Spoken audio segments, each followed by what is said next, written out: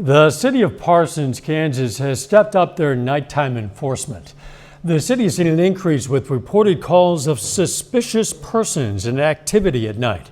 KOAM's Yana Hautala has more.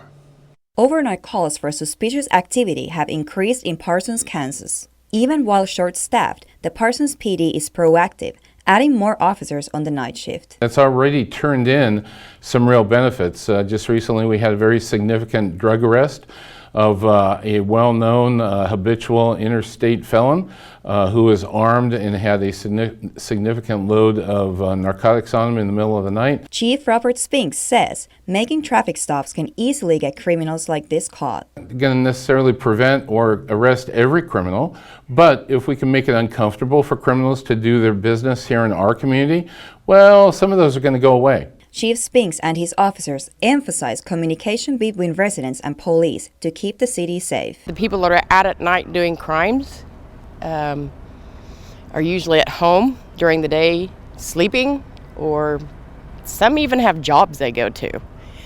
And they take advantage of the nighttime because they don't think people pay attention at night. We took a ride with Officer Sherry McQuire to find out what she's seeing on the streets. McQuire says the number of people riding bicycles stealing from properties is on the rise. And if you see something, say something. They will be arrested, and then the owner of the property can identify it.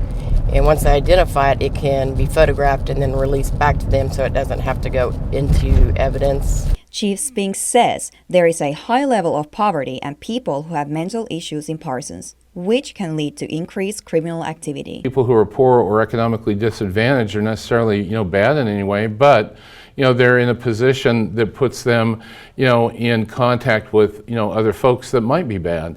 With the community support and a bigger presence on the streets, the Parsons PD hopes to lower crime rates in the city. Officials say the department is currently short-staffed with officers working 12-hour shifts. They're working to hire and train more employees.